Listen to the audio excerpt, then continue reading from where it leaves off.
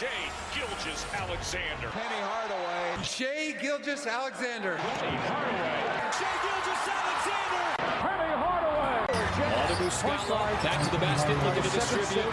Finds Shai. Shai steps back on the three. On the wall. Almost good. Shai Gilgeous-Alexander. He shows the hit tackling.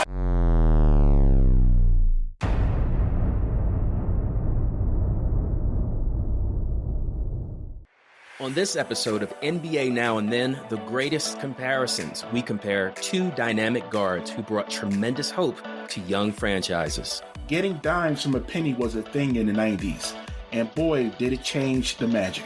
Their games like poetry in motion. The Clippers probably wish they kept this player. Entertaining their small market teams with big-time plays. Watching these two play, you're bound to see something special. We are thrilled to present to you Shai Gilgeous-Alexander and Anfernee Hardaway. I'm Uriah. I'm Maurice. I'm Lucas. And I'm Ben. And we're here to talk NBA Now and Then.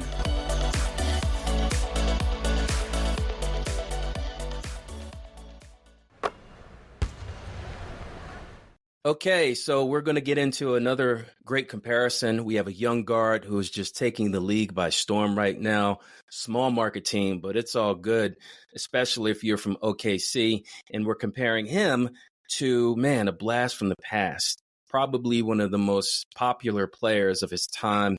Teammates with Shaq. I think you guys know who I'm talking about. But before we get into it, I just want to know from Ben, SGA and Penny, what makes this comparison so special to you? They kind of just came out of nowhere and took the league by storm. SGA was first team All-NBA last year. And they're both kind of big point guards, over 6'6", and control the game. They can score. They can dish. I'm looking forward to this comparison because it's bringing me back to just like junior high, the Penny commercial with Chris Rock. So I'm just kind of looking forward to this one. Absolutely. Maurice? Yeah, two guards who not only are very marketable, but very likable. Two players that you kind of want to root for. Yeah, this is going to be fun. And Lucas? Look, I'll be honest. Penny Hardaway was a little bit before my time because I was like a kid when he started playing. But from what I've seen, they both capture crowd the way that they play and how they impact the game. And that's why I think the comparison really shines. Can't wait. Let's do it. First quarter. Background. First, we are going to talk about SGA, but before he got that nickname, he was born Shai Gilgeous-Alexander, July 12th, 1998, Toronto, Canada, to Charmaine Gilgeous and Vaughn Alexander. A little bit about SGA's mom. She was an athlete. She was a track runner at Alabama. And she also ran in the 1992 Summer Olympics for Canada. I have a quick trivia question since we're talking about different sports other than basketball. What other sport do you guys think SGA played growing up outside of basketball? Lucas, what sport? I'm going to say baseball. I feel like he's a baseball type of guy. All right, Ben? He's Canadian, so I'm going to have to go hockey. Wow. Okay. No stereotypes right there. But Maurice, what do you think? We talk about basketball players, we talk about volleyball or soccer. With SGA, I'm going to go, let me throw something out there, tennis. Oh, man, you guys are really great. Oh. Was it football? Actually, Maurice said it. He should have stuck with soccer. Oh. Yeah, that's that makes sense. Yeah, for a basketball player, yeah. Okay. Good footwork, right? Yeah. All right. His first few years of high school in Canada is where he attended Sir Allan McNabb Secondary School in Hamilton, Ontario. But then, check this out, he transferred schools and he moved to Tennessee, where he played at a high school known as Hamilton Heights. At the time, he believed that the move would benefit his chances of achieving a pro basketball career. I have a quick clip from an NBA feature on him that'll give you an idea of his background a little bit more. Since I can remember,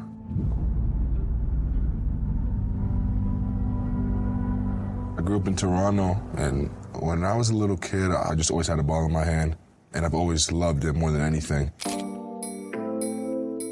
I tried out for my high school JV team in 9th grade and thought I was good. I thought I was going to make the team.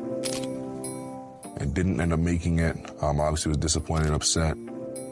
I think me not making the JV team was kind of like an eye-opener. I wasn't as good as basketball as I thought I was, and I just knew I wanted to get to a really high level, and I was willing to do whatever it took. All right, so that was SGA from his own words. A few numbers from his high school. His senior year at Hamilton Heights, SGA averaged 18 points a game, almost 5 assists, about 4 rebounds, 2.5 steals, and basically a half a block. And he played 32 games that year. Now, we know he chose to play at the University of Kentucky over Syracuse, UNLV, Kansas, NC State, Florida, and Texas. Let's go to Lucas first. What stands out to you pre-college SGA? So, yeah, his family's full of athletes. He actually, not just his mom, but he has a cousin in the NBA. Do you guys know who that is? Nickeil Alexander-Walker. Yeah, it is Nickeil Alexander-Walker. That's Nice. a good grab there. That's a little nugget for you guys. But, yeah, no, look, his family's full of gifted athletes. I'm sure there's more that we don't know about. But just the fact that he has a mom who ran in the Olympics and a cousin who also made it to the NBA is pretty big news.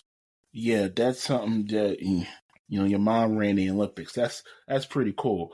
But I think we've heard this story a couple times now. Actually, a lot when basketball players get cut from their JV or varsity teams and they come back better than ever, and that elevates their game to college or professional NBA level.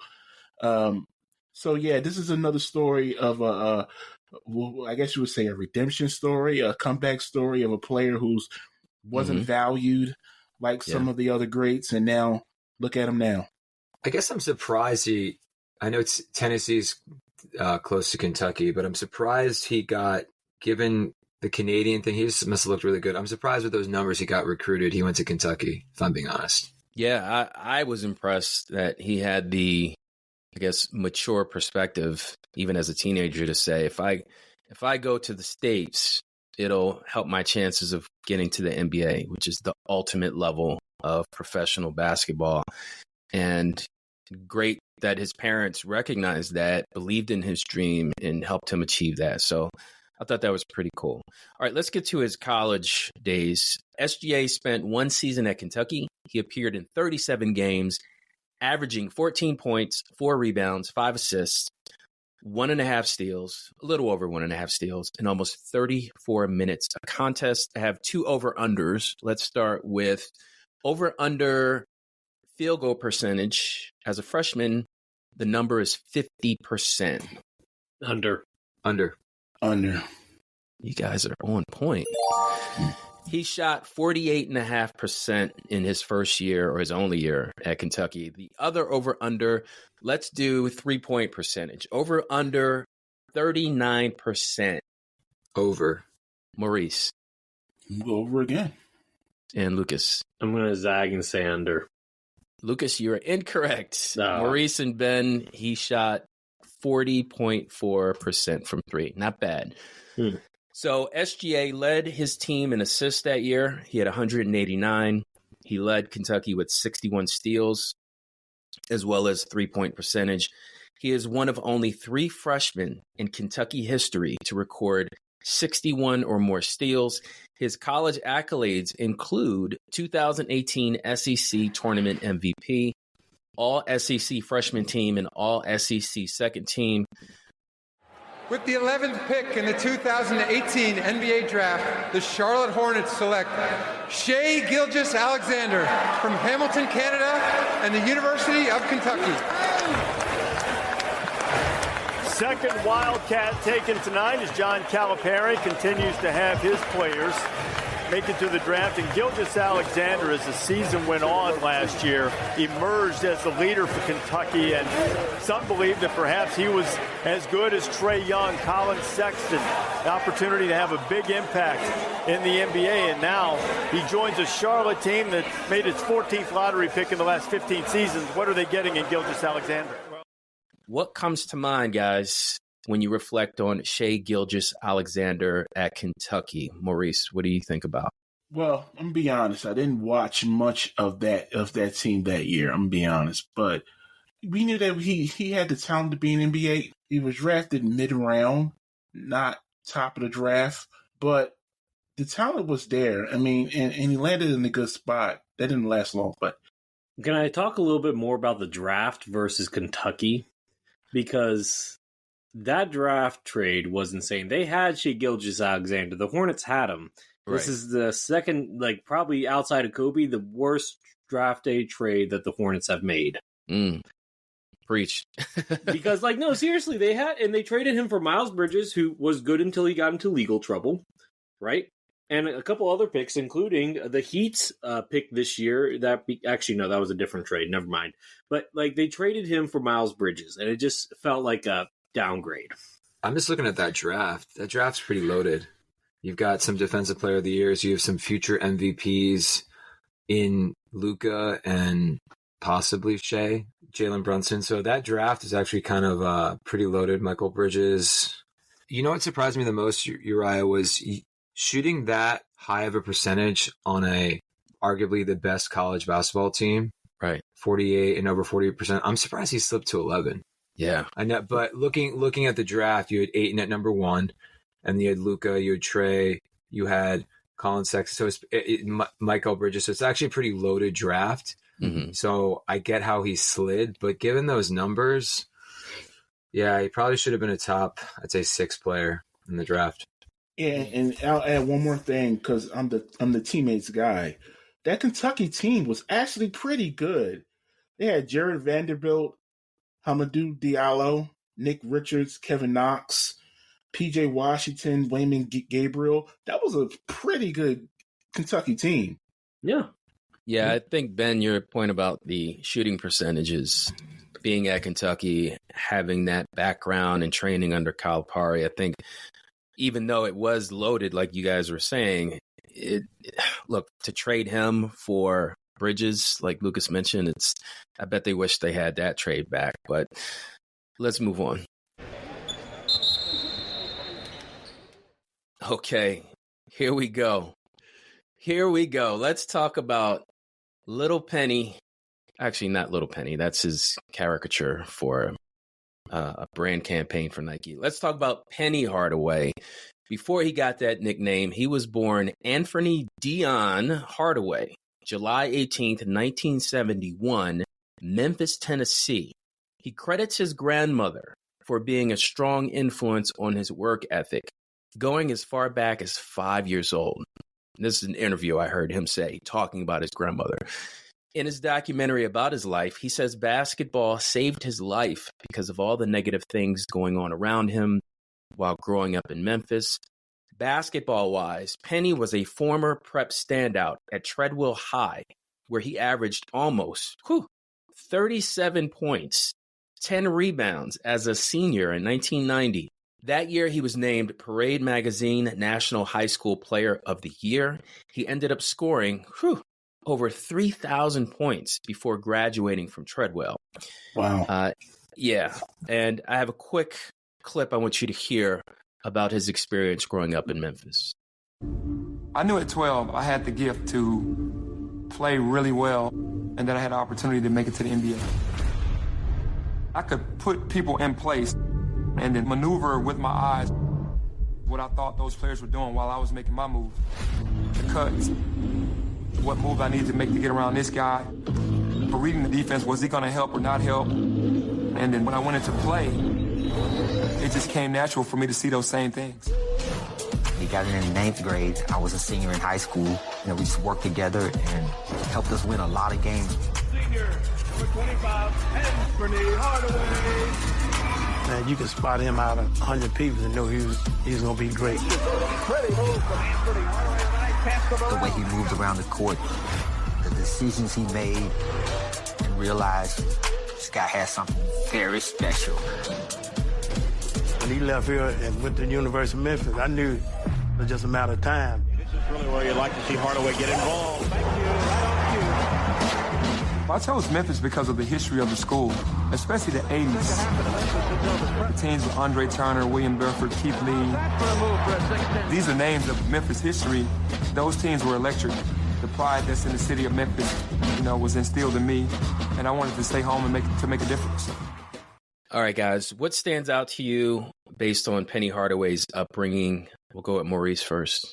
Well, being, once again, we talked about this before, being grounded, having that stability at home always helps. High school, scoring 30 you said 37, right? 37, yeah. Yeah, scoring 37 points per game, 10 rebounds. That's really good versatility. I don't know his height. I don't think you mentioned that, but just being a dominant high school player in an area where maybe there isn't the best talent, I would say, but that translating to him going to college and doing what he went on to become, it's a good story.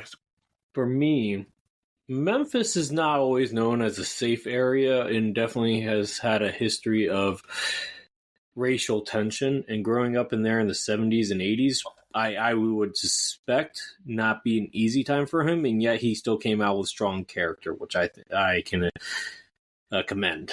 Yeah. I guess staying in his local town is pretty cool. So I always love that story. Grew up there and then went to the local college. So yeah, you kind of like that story. Yeah, loyalty to your roots and having his family in his corner, but also having the maturity and foresight to say, I'm going to use my talents to help uplift my family out of this situation in essentially a community, because he was a big deal in Memphis for obvious reasons. So let's get to Penny's college days. So Penny, obviously, as you heard, he attended Memphis University, where he starred for the Tigers in the early 90s. He chose Memphis, as you heard, for the history of the school. His college averages in his final year ended up being 22.8 points a game, 8.5 rebounds, 6.5 assists, and about 2.5 steals. This is back in 1992-93. Now, some of his accomplishments, man, peep this. He played 2 seasons at then Memphis State. He was a 2-time All-American, 2-time Great Midwest Conference MVP, 2-time Great Midwest Conference All-Tournament team. He was the 1992 NCAA Tournament All-Midwest Regional Team. He made it to the Elite 8 in 92 and the first round in 93. He scored over 1,300 points in just 2 seasons at Memphis. He had 17 career double-doubles. He is the only player in program history with 2 triple-doubles, and his number 25 jersey was retired on January 23rd, 1994. After his junior year, Anfernee Hardaway declared for the NBA draft. With the 3rd pick in the 1993 NBA draft, the Golden State Warriors select Anfernee Hardaway from Memphis State University.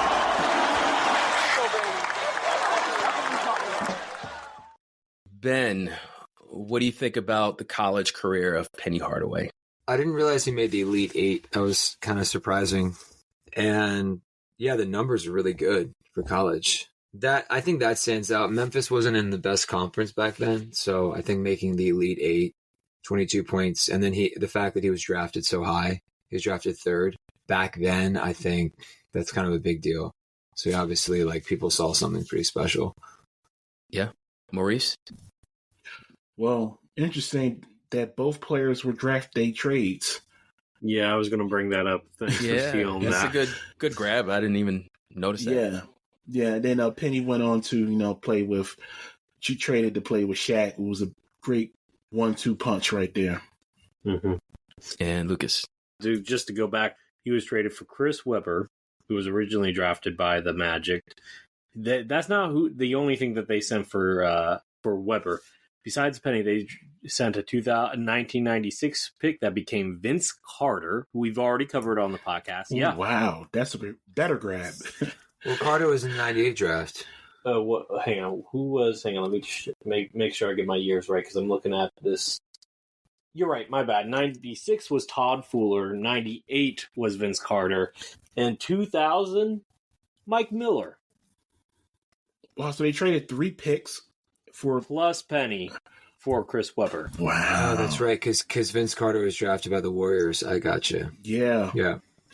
No. Oh, yeah, the pick was originally the Warriors, but yeah. No, the Warriors traded Penny with those picks that became.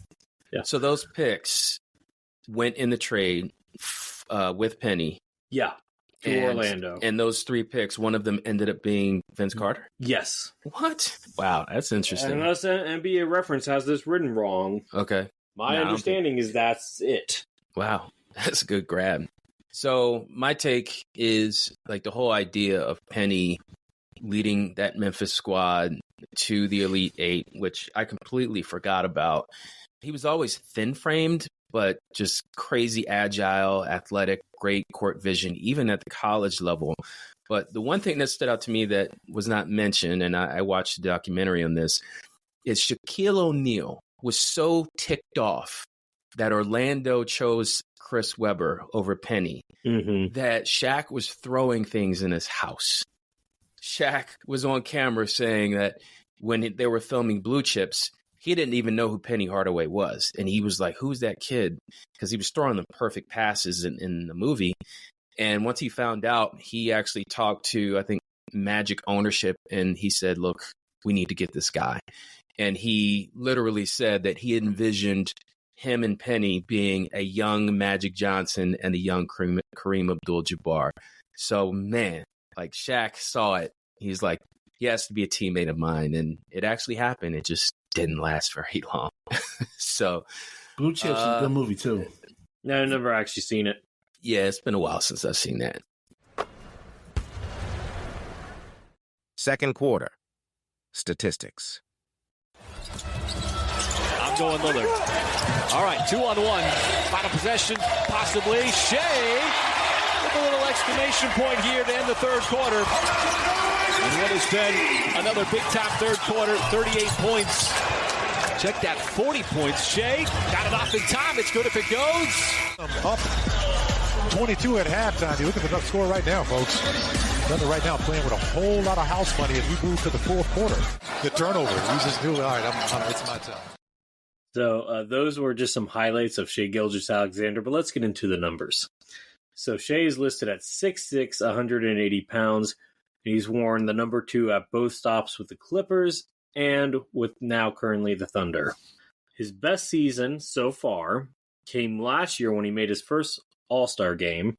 Get this, guys. He was one of a handful of players that averaged over 30 points per game. 31.5 points, 5 rebounds, 5.5 assists, 1.5 steals, 1 block, and 2.8 turnovers while shooting 51% from the floor for a guard, 34.5% from the three-point line, and 90.5% from the free throw line. Now, here's a fun over-under number for you guys.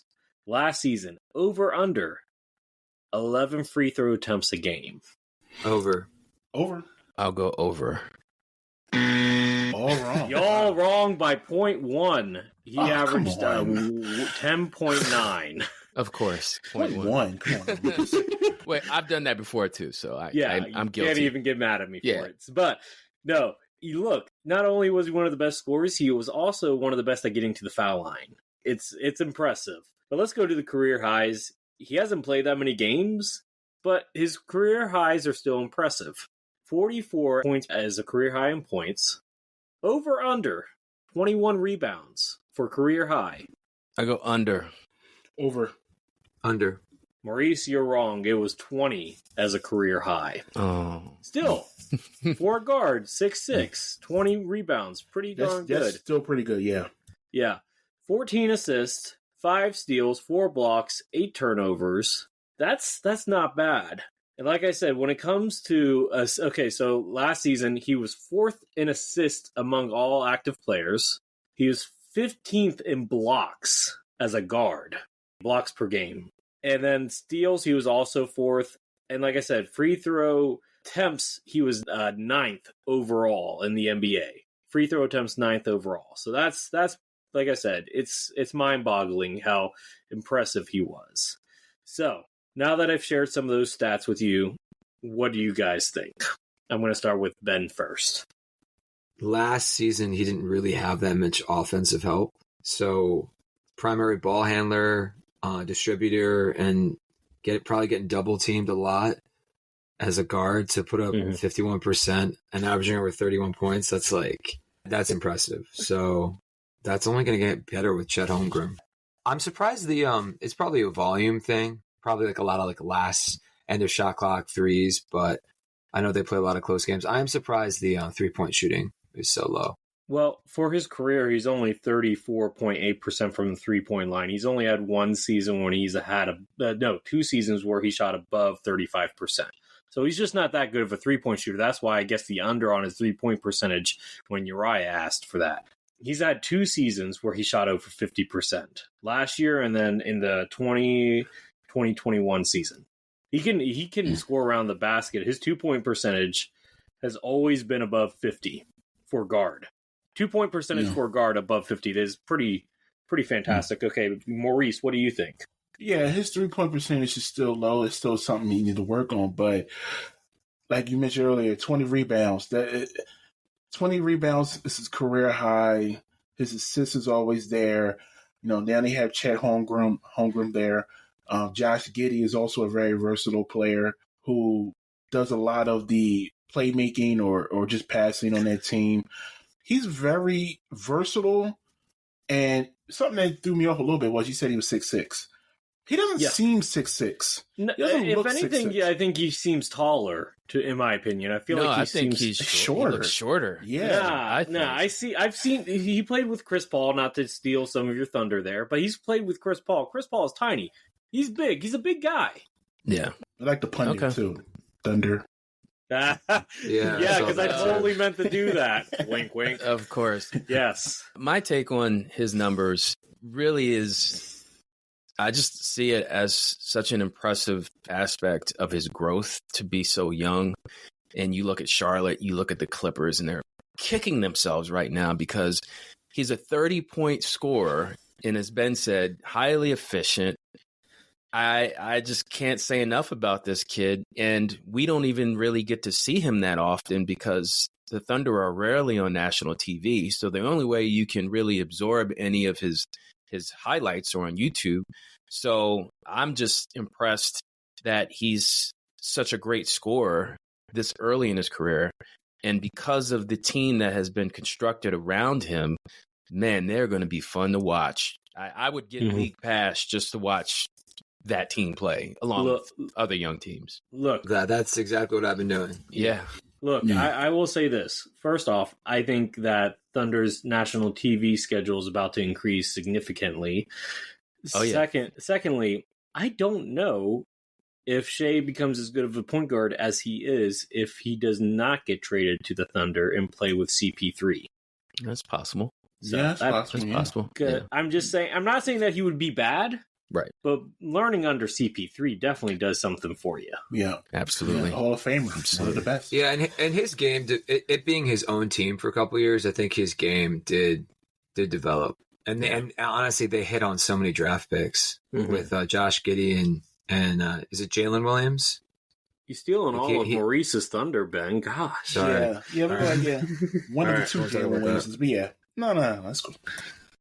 Last thing before we transition to Penny, I just want to say to your point about all the playing time that he had because Holmgren was delayed a year for that injury is the clutchness. The kid is not afraid of the bright lights, the last second shot. That's going to pay dividends for them in future playoff series.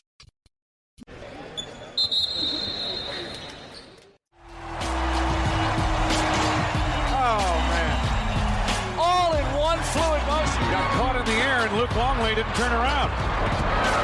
Hardaway, beautiful dish. Grant with the jam. The elevation now. Michael's had 2 shots blocked tonight. He chalk some of that up to the defense of Orlando. Hardaway with the jam in the face of Gatley. Hardaway liked that one. He's got 12. Nick Anderson, another 3. Hardaway for Grant. This is just someone out thinking everyone else, knowing where everyone. So those were just some highlights of Penny Hardaway. Let's get into the numbers. So Penny is listed at 6'7", 195 pounds, which honestly I'm kind of surprised that he weighs more than Shai, but okay. So he's worn number 1 for all of his stops except for one team. Can anybody tell me the one team he did not wear the number 1 for? Phoenix. Maurice? It's either Phoenix or New York. I'll go New York. Ben? Phoenix. All of us? Wow. Miami. Oh, geez. Oh, wow. That was the last team he played for, yeah. Yeah, Miami. Yeah. He wore number 7 for Miami back in 2008. Yeah, fun facts, right? Yeah, good grab. So, anyway, let's get into the numbers now, and more importantly, the stats. So, he had a couple All-Star seasons. I'm not going to say how many, not to steal Ben's thunder, but I will say his second season, I'm going to put as his best season, even though it wasn't technically the best in terms of points per game. He averaged his career high in assists, and arguably, outside of maybe the 2000 second best 3-point shooting season. So, that being said, he averaged 20.9 points per game, 4.5 rebounds, 7 assists, almost 2 steals, half a block. He shot 51% from the field, 35% from the three-point line, and 77% from the foul line. For Anfernee Hardaway, over-under 45 points as a career high. Hey, I never thought of Penny as like a high volume scorer, so I'm going to say under. I'll say under too. Over. Ben, you're wrong. Uriah, Maurice, you're right at 42 is his career high. That happened in his third season. He also had a career high 13 rebounds, including 8 offensive rebounds one time. Okay. He also had 19 assists as a career high. Wow. 7 steals, 4 blocks, 9 turnovers. His best statistical year, was that his, you said that was third season? Second season. The year that they went to the NBA Finals. Okay. That makes sense. So that was 94 and 95? That was the 94-95 season. Yep. Right. Okay. Second season in the league. I'll start with Uriah this time. Uriah, what do you think about all the stats? Yes, I get to go first. So the 19 assists, career high, impressive. I think Penny was such a gifted passer, great distributor, and just, I don't know, just a brilliant floor general. Even if you listen to the highlights earlier, you had Bill Walton, who had been around basketball for decades at that point, got into the booth and started being a color analyst. He even said, he's like, Penny just knows where everybody is on the court. And for Penny to say that in his own words, reflecting when he was a child, like he was like Neo in the Matrix before he even got to the NBA. And those assist numbers, even though the 7 assists per game was a little bit lower than I expected during his best season, he said he averaged 7 that year. Yeah. And to know that he had Shaq on the team and all the other great talented players. But I just think that the assists and the versatility of Penny is just remarkable. Well, I mean, for his career, he averaged 15 points, 4.5 rebounds, and 5 assists. So it's not like he had gaudy numbers overall in his career, guys. Yeah, to Uriah's point, when you talk about Penny and his floor, being a floor general, Penny was always compared to, he was younger, to Magic Johnson because of his floor vision and how he can pass guys open, you know, like a football term. But on the floor, he can pass the ball, a bounce pass, or, you know, a quick chest pass and get a guy open for a quick shot or at the rim. To go back to your numbers, Lucas, yeah, Penny played a lot of years after his prime where statistically he wasn't that efficient. You know, talk about the Knicks, Magic, all those teams, Phoenix. So the numbers are going to drop a little bit, but his prime years tells the tale of what he was statistically. He had Shaq on his team, who led the league in scoring one year. So I think he just deferred to him. And so his efficiency was still up. Much like SGA, he was shooting over 50% from the field. But yeah, if you watch him play, it wasn't really the numbers. It was kind of his impact. And then the defensive numbers, I always forget that he was such a good defender. I think he led the league in steals one year. I'm not sure. But his playoff numbers, he really, his game improved a lot in the playoffs. I do remember that. I think I remember he averaged over 30 points a game in a series. So when he was healthy and in his prime, was arguably, based off the stats, one of the better point guards in the league. But health, sometimes it plays a cruel hand. And with Penny Hardaway, it feels like, at least the stats tell that it did. Yeah, agreed. Third quarter, accolades. What I liked most about the experience was just having my friends and family there to kind of soak up and enjoy the weekend with me. A lot of those people have been there from the beginning, kind of the start of my journey, and have seen my transformation as a basketball player and as a person. Oh, what a finish! Team Giannis wins it tonight in Salt Lake City. all right, that was SGA. I'm not sure what that clip is from. Maybe NBA All-Star? Yeah, that was him talking about being an All-Star. So SGA recently just turned 25. So all of his accolades have happened by the age of 24. So still very young. Yeah, still very young. He turned 25 this offseason. So there's not much to go off of. But how many All NBA teams does SGA have? I'll go with you, Lucas. One. All right. Uriah? I'll say one. Maurice? I think the answer is one, but I'll be different and say two. The answer is one, but it is an All-NBA first-team selection this past year. Oh, he was first team? Yes, His he was. First team. Wow, I didn't forgot. Yeah, very, very. That's impressive. Yeah, getting first team is very hard, especially as a guard. Very hard to do. At 24, wow. Yeah, especially the guard. Yeah, no, I mean Steph Curry is still there. So who was the other guard? Was it Luka or was it Luka? Steph? It's Luka. Yeah, okay, Luka. That makes sense. I think it was Luka, Tatum, Embiid, Giannis, and SGA. Yeah. How many NBA All-Stars does he have? I'll go with you, Uriah. 2. Lucas? 1. Maurice? 2. Lucas, you are the winner. Also, 1 NBA. He probably should have 2. I think He that's probably why you should, guys... but injuries plus the Thunder stinking doesn't help. Yeah, he probably should have 2, but he has 1. And his last NBA accolade is he was the NBA All-Rookie second-team selection in 2019 versus the Clippers. In that season, he kind of showed his potential in the playoffs. But what is most impressive and kind of his, I guess the first team is probably the most impressive, but we all watched in the offseason Team Canada, even playing without Jamal Murray and Andrew Wiggins, they got the bronze in the FIBA World Cup this year. And SGA was probably the best player in the World Cup this past summer. And he's looking good already this season. But yeah, I would say Team Canada, led by SGA, they could sneak in and get the, I don't want to say gold, but they're pretty good. That's about it. What do you guys think of those accolades? There's not much, but again, the guy just turned 25. Lucas, you're up. That he did not win Most Improved Player last year. Yeah. He went from the season before last year, he went scoring 24.5 points per game to 31.5. Going from a non-all-star to an all-star, not just all-star, but all-NBA player, not getting most improved, it seems like a travesty. Now, I don't remember who exactly got it. I don't know if you guys do, but it should have been his. Was it Quickly? Quickly was up for sixth man, but he didn't get it. It was Laurie Marketing. Okay, that's understandable, but still, Shai had just as big of a jump, arguably. Yes, it's debatable.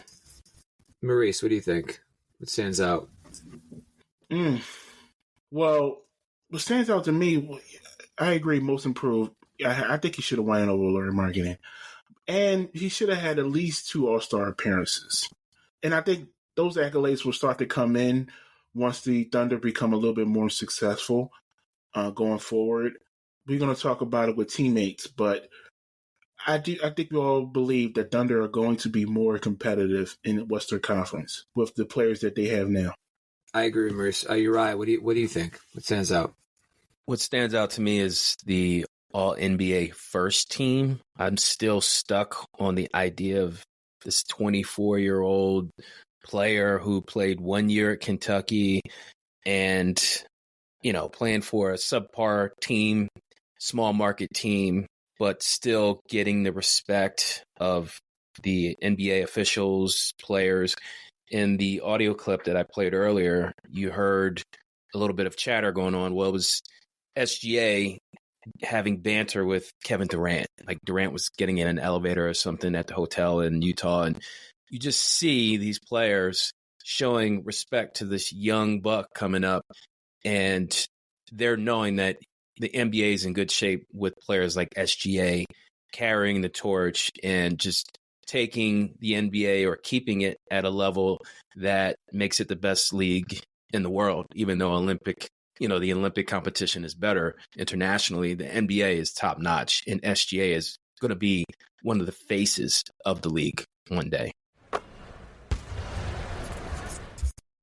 Please join the organization in thanking Penny Hardaway for his outstanding contributions to the Orlando Magic organization.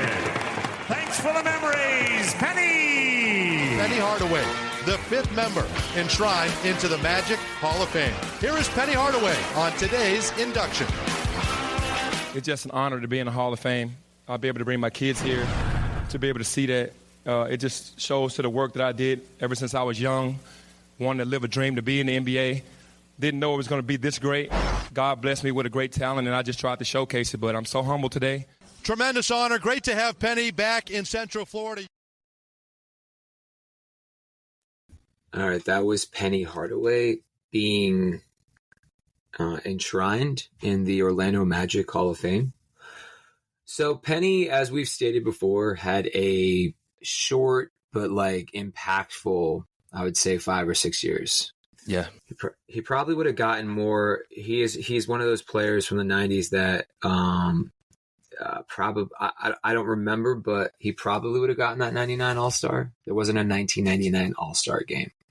So with that said, how many All-Stars do you think Penny Hardaway got, given you guys know that he was injured most of his career? But Maurice, let's start with you. I'm going to say 4. Uriah? I'll say 4. All right, and Lucas? 4. You are all correct. He had 4 straight. Yeah. From 1995 to 1998 NBA All-Star. Possibly could have gotten a 5th. Actually, I think he might have been hurt that year. No, I think they were the 3 seed. I remember. All right, and how many All-NBA teams did he make total? This is a total number. I'm going to start with you, Lucas. I'm going to say 2. I concur. I say 2. 3. Maurice, you are the winner. Really? Okay. Yeah, he is a 3-time All-NBA player. But most impressive, 2-time All-NBA first team. So just like we said with SGA, 2-time. And you're talking, Jordan did play 1.5 of these seasons, just letting you guys know. Okay. This is 1995 and 96. So in 96, he was All-NBA first team alongside Michael Jordan. Wow, that says a lot. The other guard. That says a lot, yeah. You're talking about Gary Payton, who I believe was John Stockton. I mean, you're talking about some good guards back then. He was the second best guard of that era. 1996. And then in 97, he was All-NBA third team. Right. His other accolade, NBA All-NBA, he did not win Rookie of the Year. I believe that went to Chris Webber. NBA All-Rookie first team in 94. So he was good right away. His second year, he was an All-Star. His second year, he was All-NBA first team. Second year. All right, guys, I'm going to jump right in. What I mean, so much stands out, but what stands out to you, Uriah? The All-Star appearances, to be so young, just like SGA we've been talking about, and the All-NBA team, to know that he was so good at such a young age. And you mentioned it yourself, someone who had a huge impact in a short period of time. And I'll just focus on the All-Star game real quick. I remember him playing in the All-Star game and being excited because at the time I was in high school. I think that was the first NBA jersey that I ever had, the number 1, the black Magic jersey. I was so proud to wear that to school after the All-Star game. And one thing I forgot to mention about SGA in his All-Star appearance is when I played that clip, he gave such a generic answer, like saying like, I was just so happy to have my family there. It reminded me of when after there was a game that I was covering for the Delaware Bluecoats and Mac McClung, it was less than a week after he won the Slam Dunk Championship. And I'm sitting in this press area and we're going around asking him questions. And I'm like, I got to ask Mac McClung a really good question. So I asked him, I said, what stood out to you other than winning the dunk championship? And he gave an SGA response. Oh, it's just really great to have my family there. And I was like, oh man, I wanted to know like what it was like hanging with LeBron and KD and all of them. But anyway, point is SGA, Penny Hardaway, young, talented guards who made huge impacts at an early point of their careers. Good guard. Yeah, I mean, all NBA first team. You can't really, not many people have that. And then one other accolade I forgot, he is a gold medal winner, the 1996 Atlanta games. Yeah, he was part of that 96 team, which didn't they call that the dream team too? Or not, something, I don't know. I forget what it was called. I don't know what it was called. Well, the 92 is the dream team. So I mean, 96, he is a gold medal winner. You mentioned some players. Jason Kidd was also in the NBA at the time, and he was maybe 3 years in. And Jason Kidd was a really good guard. So for Penny to leap over him says a lot. Yeah. I do want to say, in terms of, I think that you could, the biggest difference between these guys is that when it comes down to how quickly their games match rated, Penny came into the league ready. Granted, he did play 4 years of college, right? 3 years? How many years of college? I think he played 3. Okay, 3 years of college. So yeah, Penny played 3 years of college versus Shai, who played 1. And Shai got his first All-Star nod in his 4th season. Penny got it in his 2nd. And it didn't take Penny as long to dominate, but I think that's the biggest difference there. It's just how quickly you don't usually see guards coming in and getting all-star nods in their 2nd season. No. And I would say that SGA did 1 year of college, Penny did 3. So the age actually lines up fairly similar. But first of all, we'll go back to what you already said. Them black Orlando Magic jerseys were fire. They were good. Yeah, they were good. Always like when they go with the black alternative jerseys. I like their jerseys. In general, I like Orlando jerseys. They're nice jerseys. Yeah. Him being the second best guard of that era of 94, 95, 96 with Michael Jordan, that says a lot. It tells me a lot right there. Yeah, and you're right. I mentioned Jason Kidd and Mitch Richmond, Gary Payton, and Reggie Miller at that time. Yeah. John Stockton, man. John Stockton, too. Yeah, they were making the finals. Oh, yeah. Fourth quarter, teammates. It's been really cool playing with Shai because one of the biggest things from the younger generation as they come through the NBA, you can't tell what hand they are, like if they right-handed or left-handed. Like the way Shai uses his off hand is crazy. You know what I mean? So it's a lot of plays. Like we'll be in a timeout and I'll be like, look, Shai, when I used to go by people, this is the play that I would run. So now we're going to run it for you. You know what I mean? So his ability to get to the rim and his ability to draw fouls and all that it's been cool to see. Let's talk about Shai Gilgeous-Alexander, and let's talk about his teammates. Quick question. Was that Chris Paul at the beginning of that video? Okay, I thought so. Yeah. And first of all, we play those clips of Shai. I didn't realize his voice was that deep. Yeah. I thought the same thing. So, Shai Gilgeous-Alexander, SGA, was drafted with the 11th pick by the Charlotte Hornets. Didn't play a game with the Charlotte Hornets. That sounds familiar, Kobe. Then he was drafted to the Clippers. A lot of people, I think time has passed, and he's made such an impact with the Thunder, a lot of people forget that he played with the Clippers because it's been so long. So let's talk about his teammates real quick. he was traded for a superstar and Kawhi Leonard. Actually, he traded for Paul George, but Kawhi came. Well, really, both. yeah, they kind of came at the same time. If you remember that, it happened all the same night. But anyway, what Clippers? Go ahead, Lucas. Excuse me. What team did they push in the playoffs? Was it that last year Durant team that they pushed to 7 games in that playoff series? You mean Durant with the Warriors? Warriors? Yeah. It was 6, yeah, but they tied it up. I remember that team. It was Lou close Williams. games. Yeah, and it was. I think they tied it. The series was 2-2. I think that was it. Yeah. Okay. Yeah. So Patrick Beverley, a good player, a good veteran player to start your career out. Having been under, give him some information, some knowledge about the game. Lou Williams, another one. Tobias Harris is on that team, 2018-2019 Clippers. Mike Scott, Avery Bradley, JaMychal Green, a lot of veteran players here. Boban was on that team. Wilson Chandler, Luke Abute was on that team. So, and Gallinari. So he had a lot of veteran players, and that was a nice little roster. I mean, they weren't going to really compete for a championship, but that Clippers team was actually really good. And I'm going to throw it to you guys real quick. What do you think the outlook of SGA's career would have been if he'd have stayed with the Clippers? I'm going to start with you, Ryan. Man, that's a good question. I think that had he stayed with Los Angeles, he would definitely get more attention and get more marketing opportunities just because of him being in LA compared to a small market like OKC.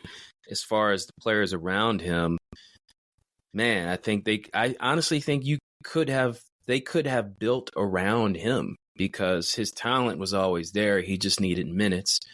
And with the teammates that he had with him, he could have been a number 1 or a number 2 option. So I can't speak to the type of success they would have because coaching is a big component of that in culture. But I think the talent, I think they could have made a nice run, maybe like early postseason run, but maybe just not enough to get to the next level. Look, there's 2 roads to that question. The road that Kawhi Leonard comes regardless, and then the road that he doesn't come.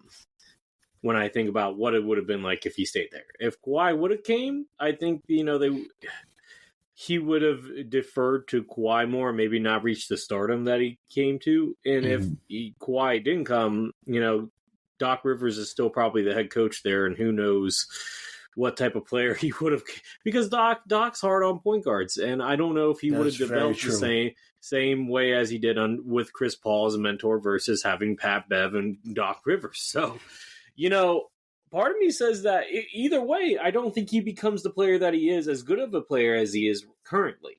Not saying that he couldn't reach there eventually, but I think it's a much slower path. I like what everyone said so far. I think right away, his rookie year, he played well in the playoffs. So you could have built around him. And I think it would have been the same outcome as OKC. I think you would have built around him, had your picks, drafted higher draft picks probably for a few years. And then I don't think there would have been much difference, to be honest. Unless you were to get Kawhi Leonard, but I don't think Kawhi Leonard would have left a champion. Kawhi Leonard left a championship Toronto team, finals MVP, to go play with Paul George. Yes, in LA. Sure. So I don't think Kawhi goes there. But I think SGA's talent, it's all NBA first team. It's up there with Luka Doncic. It doesn't matter. You build the team around him and he develops. So I think, wherever he goes, he's going to be good, right? Like, I think that's just like what it is. So, yeah. And to move on a little bit, and I just mentioned he was traded for Paul George. So he went to the Thunder. His teammates there, and you heard in the clip, Chris Paul, another veteran that we all agree learned something from him, future Hall of Famer. Steven Adams was a teammate of SGA. Lou Dort, who's a current teammate. Josh Giddey. We're talking about the more recent players now. Jalen Williams, 2 Jalen Williamses. Josh Giddey. And the rookie right now, Chet Holmgren. So I asked this question with the younger players because they have a lot of potential. They have a lot of nice young talent. They have 4 players right now that you can easily say could have all-star potential. And I'm a fan of Jalen Williams, so I say that. So with him, Gideon, and Holmgren. So I'm going to go around. I'm going to start with Lucas. What is your opinion? What's your outlook for the OKC Thunder this season and going forward after this season when it comes to their potential in contending for a championship or at least getting to a conference final? I think that without making any type of trades and they just go in the current path, they could make a conference finals. I think they need to make one trade to slightly consolidate their assets and to get a star player to go along with these other guys. Yeah. My guess, Josh Giddey would be the odd man that gets traded. Really? I like Josh Giddey. Let me explain why, though. Not to get too off path here. They already have other playmakers besides him. He's not a great shooter. And another franchise, if I'm the Thunder, I feel like he's the most expendable because you have your playmaker in SGA, you have your wing scorer and Jalen Williams, you have your big man and Chet Holmgren. You have a trio already. You don't need another playmaker that can't shoot. So that's just my thought. Yeah, I like their construction because they have a combination of size and they've lucked out in drafts. Some of these picks are later draft picks. They're not all. Chet Holmgren's obviously a second pick, but Lou Dort, Jalen Williams. I think Josh Giddey was like a 7th or 8th pick. 8th. So 8th, yeah. So they kind of just hit in the draft. I think because Josh Giddey, the way they play OKC, I like their offense. They're very interchangeable. They're very like modern NBA. Mm-hmm. And I think with Chet, it finally fits really well together. So I like it finally feels like all the pieces are there. And they're very, they can switch a lot. I get what Lucas is saying, like, of if you were to go like talent wise, because Lou Dort is such an elite defender, you kind of need him in the playoffs.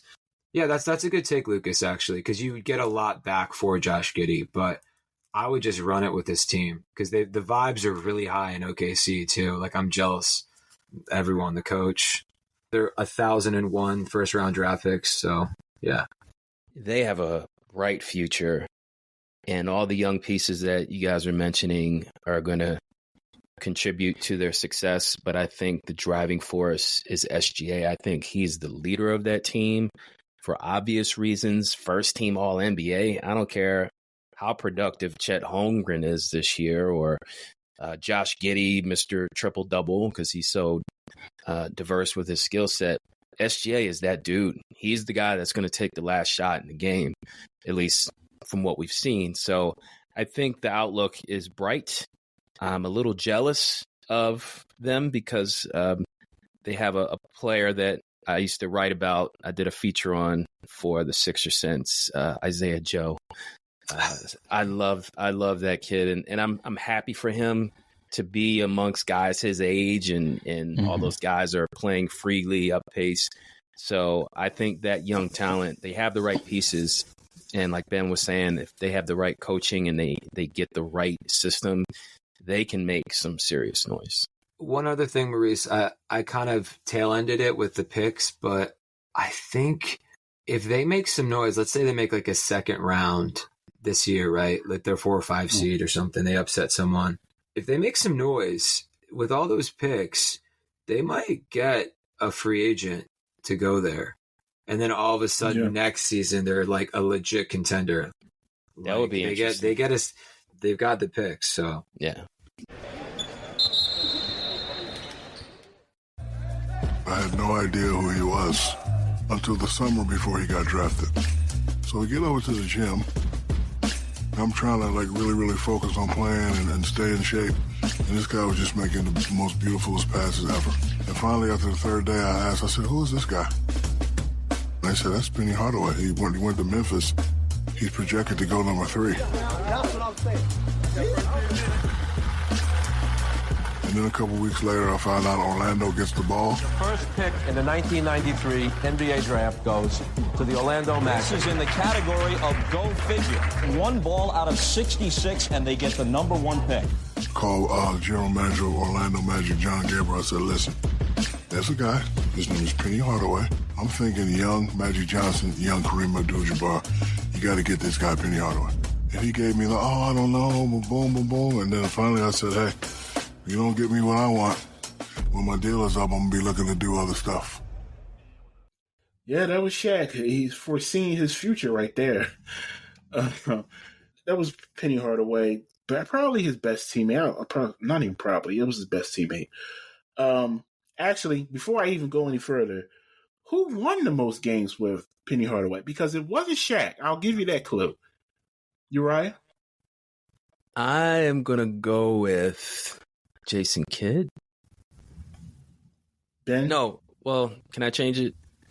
No, I'll go with Jason Kidd. No, wait. I really don't know. Is it someone from the Magic? I can't give you that. That's All too right, easy. Fine. All right, I'll just stick with Jason Kidd. Ben. Nick Anderson. I'll also say Nick Anderson. You both are right. You're right. It was wrong. It's Nick Anderson. I was overthinking it. 252 wins. Penny Hardaway, Nick Anderson. Anyway, let's talk about the team that drafted Penny Hardaway, number 1, the Orlando Magic. This team was actually really good. Matter of fact, let me just go through the players. Nick Anderson, talked about Dennis Scott. What do they call him? 3D on NBA TV. Horace Grant, Brian Shaw, Scott Skiles, Gerald Wilkins, Ronnie Cycli, B.J. Armstrong. Dominique played a season there as well. That was in 98-99. Derek Harper and, Shaquille O'Neal. I'm just going to ask you guys, because this was a talented team, and as we know, they beat the Michael Jordan Bulls. Now, it was an asterisk there. Jordan came back from retirement. He wasn't in the best shape, but he can always say he's one of the few that actually beat a Michael Jordan Chicago Bulls team in the playoffs, eliminated them. What is your guys' outlook on the Orlando Magic if they would have kept Shaq? At least 1 to 2 titles, maybe. But it wouldn't have, like I said, injuries kind of stopped. But I think at least 1 to 2 titles, maybe. Yeah, I think what Lucas said, I wonder if Shaq left. Looking back, the East was so much stronger. Because you had the Knicks. I wonder, a little bit if Shaq was like, I need to get away from this Jordan team. Well, no. For context, I think I can explain that. Based off reports, allegedly, there was some contention between Shaq and Penny. Shaq was getting endorsements. Penny was getting even more endorsements than Shaq was. The little Penny and all that. He had his own shoe deal as well. And allegedly, there was a rift between the two of them. Also, there was a case of Orlando not paying Shaq what he was worth. I think the Lakers eventually paid him more. But there was a little contention there. And I agree with Lucas before Uriah speaks. I agree with Lucas. If there was Shaq and Penny, there would have been no Shaq and Kobe. So I think they would have won the championship. Now, health aside, take that out of the equation. But I do believe if they would have stayed together for the long term, they would have won the championship. Uriah, go ahead. No, Ben, were you done? No, I was going to say, and it took Kobe and Shaq 4 years to figure that out, 3 or 4 years. Obviously, Kobe was 18 his rookie year. But, yeah, I think it would have worked out. The West was just not as strong back then in the mid-'90s. So I don't think it was just that. Obviously, it was L.A., it was the Lakers. Shaq was doing a lot of movies back then. But yeah, Penny was kind of more like, I was thinking back on I remember he was in wasn't he in the Blackstreet video? Little Penny. Little Penny was in that. Yeah. I mean, he was everywhere. That commercial was everywhere. And also no diggity. The heart, and all, he was all over these commercials with Chris Rock, Little Penny. And then his shoes were, Penny Hardaway's shoes were, those. I did nice. Too. They were nice. Yeah. I think they were number 2 behind Jordan for Nike. I think Lucas I think Lucas had the Shaq shoes, though. He was the only kid in the school that had Shaq shoes. Hey now.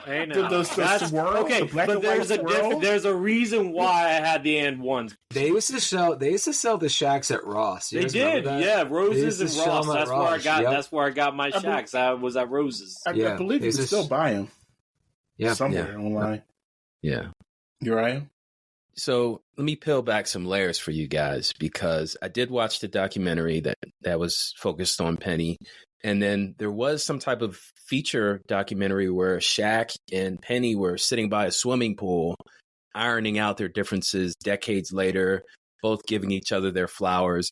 But if I go back to that time period when I was as immersed and consumed by NBA basketball as I am right now, I watched every playoff game, and the Magic were the hottest thing. Even more than the Bulls, I'll say, because Jordan came back from baseball and he was wearing 45 and all these excuses about, my body was in baseball shape, all this, that, and the third.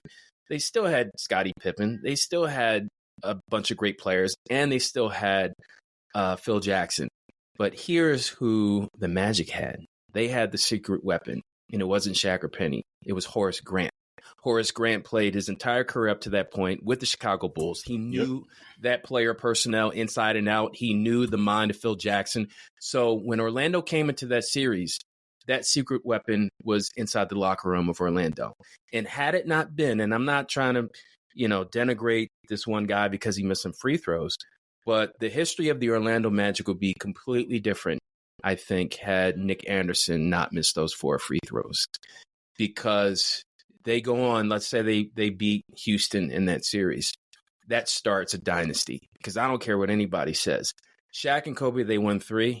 I think Shaq and Penny would have won 4, 5, maybe even 6, because Penny was that good.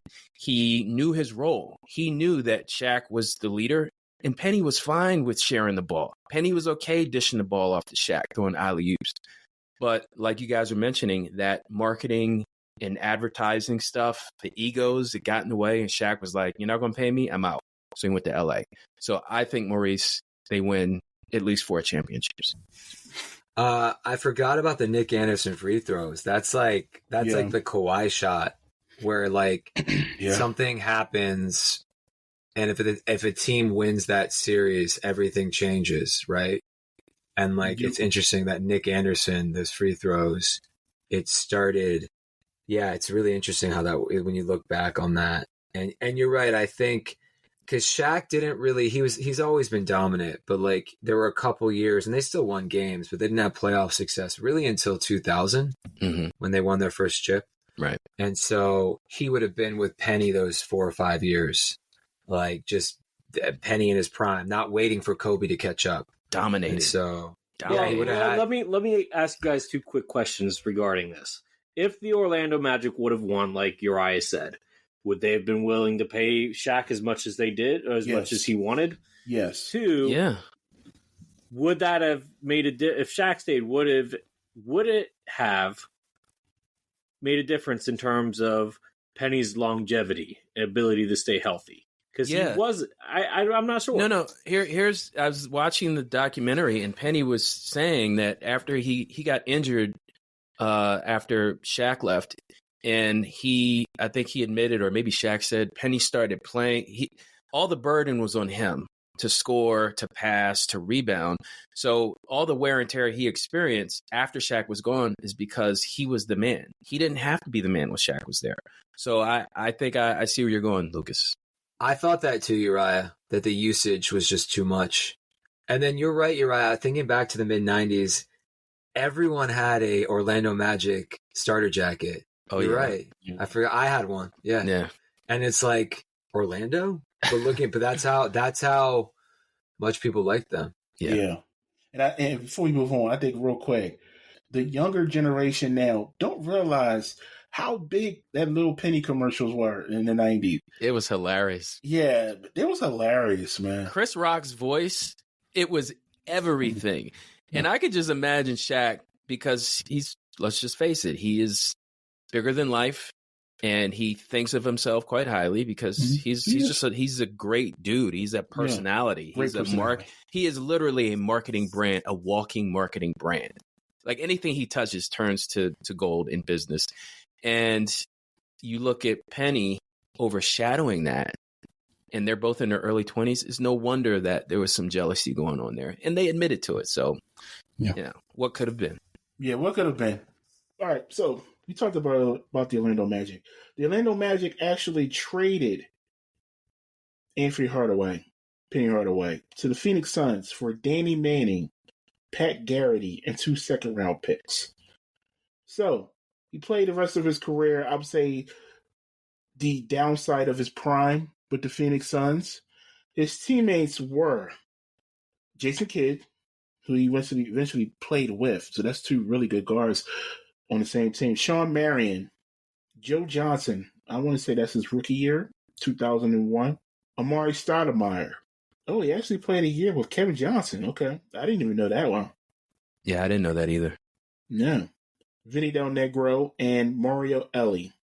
Vinny Del Negro. I have not heard that name since 2012 or whenever he got fired from the Clippers. Yeah. Well, him and Mario Elie, I forgot he played for that team. All right. Then after that, he signed with the New York Knicks. At this point, he became a journeyman. Kurt Thomas, Tim Thomas, Shannon Anderson, Jamal Crawford, Allen Houston, Dikembe Mutombo. I forgot Mutombo played with the Knicks. Keith Van Horn. And then ended his career with the Miami Heat. He joined the Heat the year after they won the NBA championship, 07-08. Ricky Davis, Alonzo Mourning, and Dwayne Wade. So, in a nutshell, that's the end of Penny Hardaway's career in the NBA. He had a short prime. He had a very short prime, but them prime years in Orlando were something special. And before the injuries took a toll on him, he was on track to be I would say a top 50 player all time. I think it's just a shame that his career was cut short. That knee injury, he admitted he was never the same when he came back. But still, one of the first things Ben said in the beginning of this episode is highly impactful in a short period of time. And his popularity was tremendous, and for obvious reasons. I guess it's not surprising that he didn't make the top 75 NBA players. You guys agree? Yeah, I agree. I don't longevity wasn't there. If it was 10 years of that, maybe. Yeah, agreed. You kind of have to sometimes stick it out with a duo, especially if they made the finals. But it's reminding me a little bit of like Jokic and Jamal Murray. Yeah. That kind of pairing. It was like a really good pairing. Yeah, it's too bad that it was cut short. I would say those teammates, and then it was interesting that Phoenix Suns team with Sean Marion and Amari Stoudemire. It's funny he was on that team. That was an exciting team. Young Amari Stoudemire, young Sean Marion. Now that we've set up the debate with all the facts on SGA and Penny Hardaway, it's time for you to make your case. At this point, it's not about our opinion. It's about yours. We'll see you on your favorite social media platform, ready to check out your takes. Chime in on our Instagram at NBA_NowAndThen_pod, on Twitter at NBA_NowAndThen, and on our Facebook page, NBA Now and Then. All right, everybody, we appreciate your support. But until next time, this has been NBA Now and Then, the greatest comparisons. Peace. Have a great day. See ya. Later.